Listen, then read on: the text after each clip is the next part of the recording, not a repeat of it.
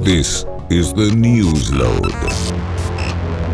Hi, I'm Carrie Anne Stevenson, and today I have the honor and the privilege of being able to interview Pete Bombaci. Hello, Pete.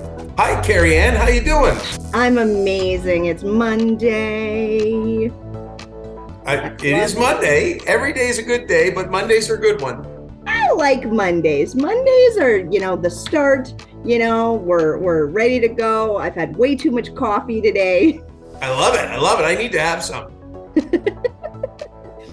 I'm thinking of having a espresso enema, but I don't think I'll be able to handle it. Wow, I don't even know how to. Good luck. So tell me about GenWell project. What got you interested in starting such a fabulous project? Well, thank you. That's very kind of you to say so. It started, you may remember the summer blackout of 2003, if you're in London, Ontario. That day, 50 million people on the eastern seaboard of North America lost power for 2 to 7 days, depending on where they were.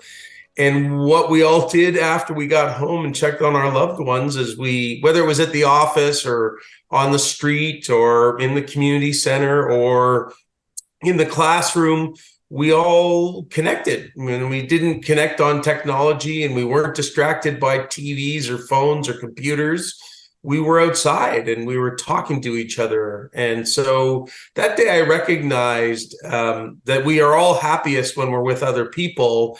And frankly, society and life had become so busy and distracted that most of us weren't making the time to spend with the people who I eventually over time saw the research which said, oh my gosh, the research, we've never been told about just how important social connections are for our health and well-being.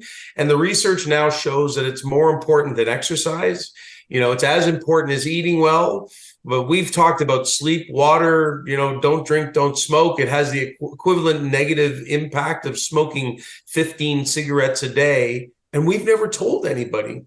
And so that was the inspiration behind the GenWell project to say, hey, we got some information here that I think can help a lot of people live happier and healthier lives. And we should start telling them about it. Absolutely. Absolutely. There's nothing different than face-to-face contact, dating, socializing. You can Zoom like you and I, but being able to have a hug from your mother, it's so important, being able to hug your girlfriend or a loved one.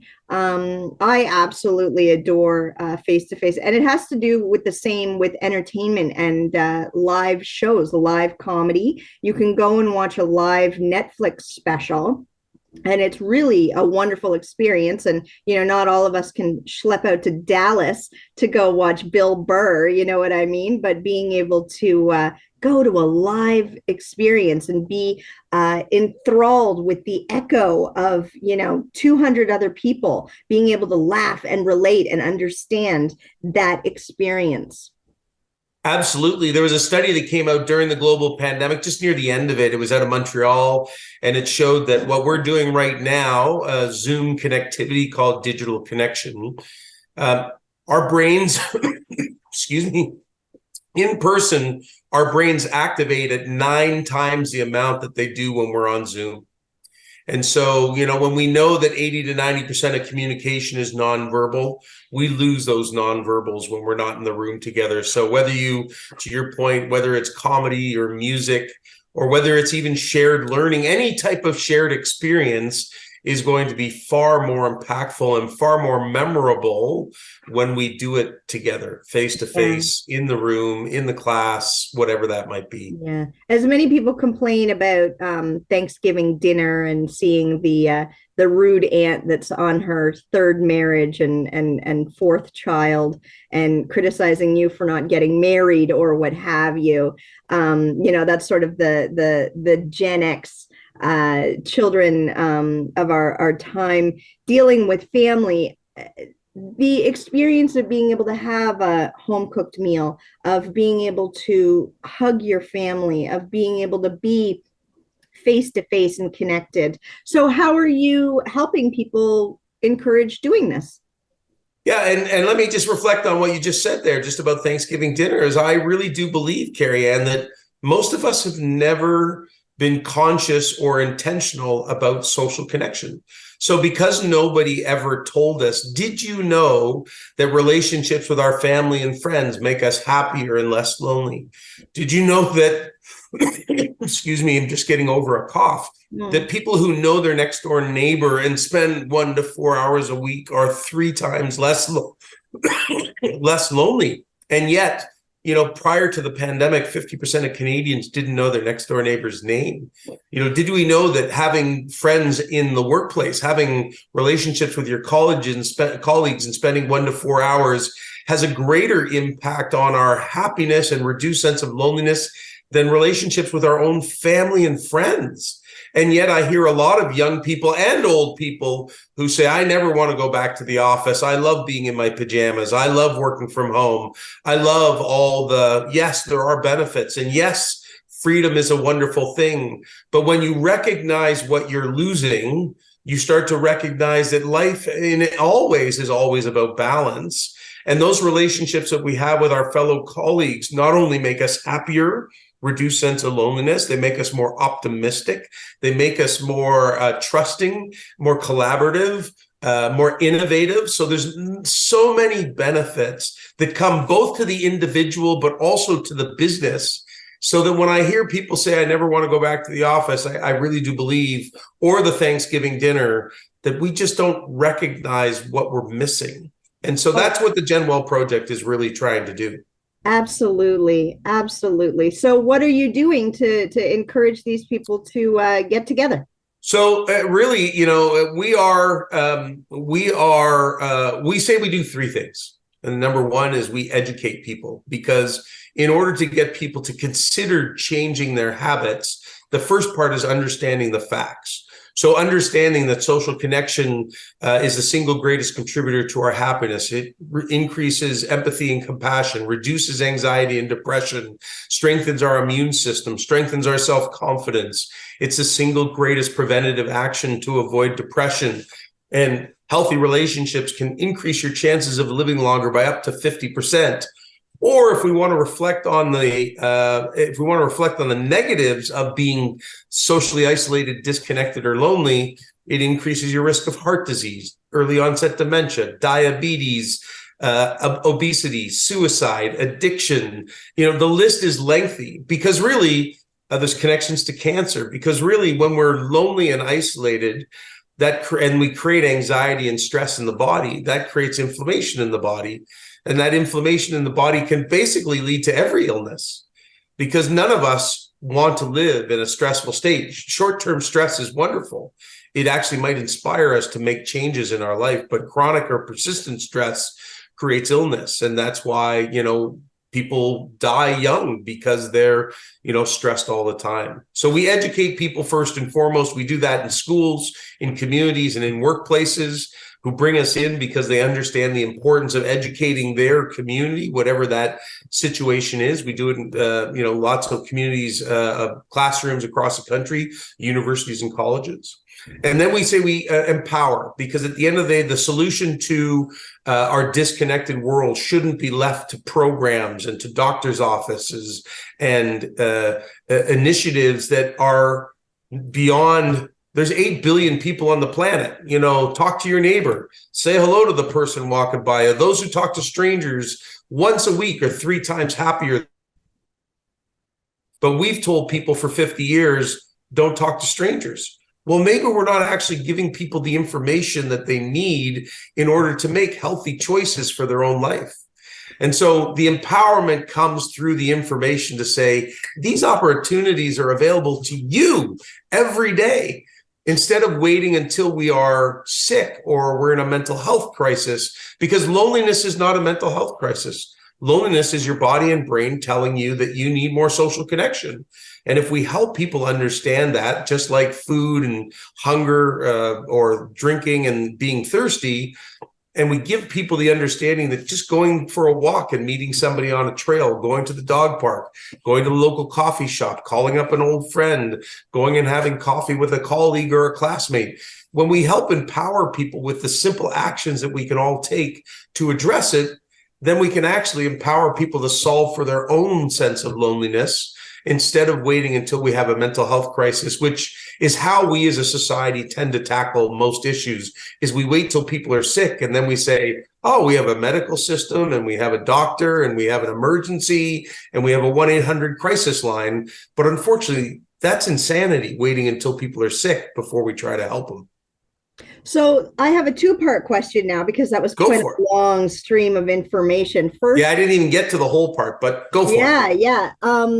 Social anxiety and agoraphobia, two very serious issues of people who lock themselves away and who keep themselves away from people. How do you respond to that? And then my next question, which I'll ask again, is talk to strangers. Yes, I understand that, coming from Lucan, Ontario, Canada, where we have, like 10,000 people in our town. So, everybody knows everybody and it's safe. But a new stranger and the fear and the experience in olden times and in new times, when a new person comes into your life, a new person comes into town, they could be a snake oil salesman, they could be someone who wants to rob you blind. There are concerns about being open and trustworthy of strangers. So my first question again is agoraphobia and social anxiety, and then how do you educate people to trust strangers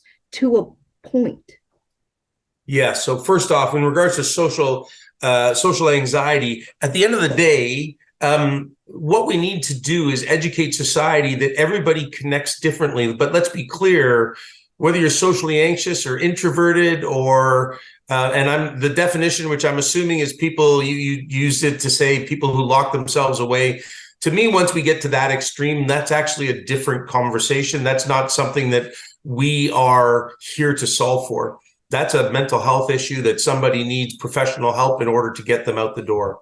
When we talk about the wellness, like they're already sick and they need counseling, they need therapy. Absolutely. But when it comes to social anxiety, obviously there's a spectrum.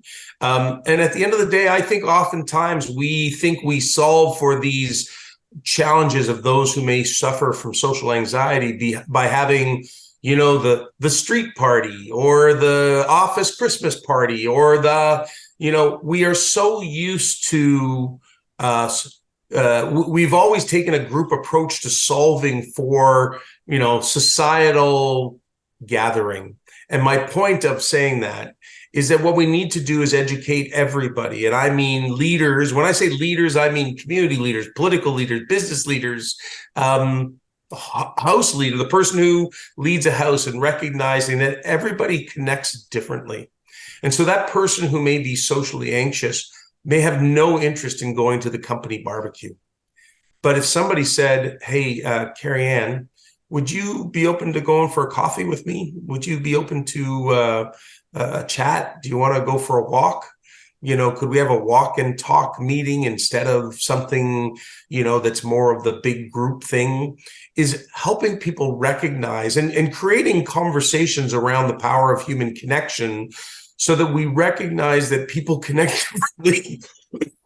And that if I'm more conscious about how you connect and how you thrive, that whether that's actually because you're introverted and that might be how you always want to thrive, or to your point, coming out of the global pandemic, there's a lot of social anxiety out there. And so you may have considered yourself very extroverted pre-pandemic, but many of us had to find coping strategies to get through the global pandemic. Yeah, and so we had to make ourselves comfortable with being less social. Yeah, so, during the lockdown, I suffered from eating. I just like an entire cheesecake. Yes, please. I gained 75 pounds. It was wow. Yeah.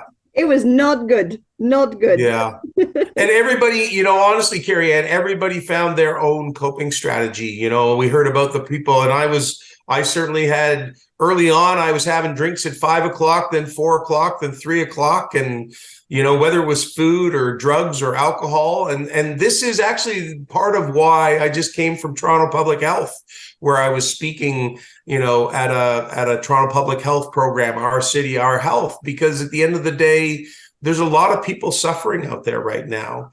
And because we don't recognize that the way in which we greet strangers, which we can jump on to next, the way in which we interact with each other as friends, family, neighbors, classmates, colleagues, strangers, has a difference and an impact on everybody, not just on you, but on the other people and on society as a whole. Because there's a study came out of Korea saying that random acts of violence have skyrocketed, and they connected back to a disconnected society because we forgot that we're all human beings. We communicated over texting and over Twitter and over, social media for so long. We forgot to realize that we are dealing with humans and humanity. And so to your question about strangers, if we want to shift there at this point, the research shows that over 90% of the time, and in many situations, 100% of the time when we talk to strangers, both people are happy that that interaction happened. So we are craving social interaction. We are a social species. This is research done in the UK and the US that show that almost all the time when we talk to a stranger, it's a positive experience. Why have we been telling people for 50 years not to talk to strangers?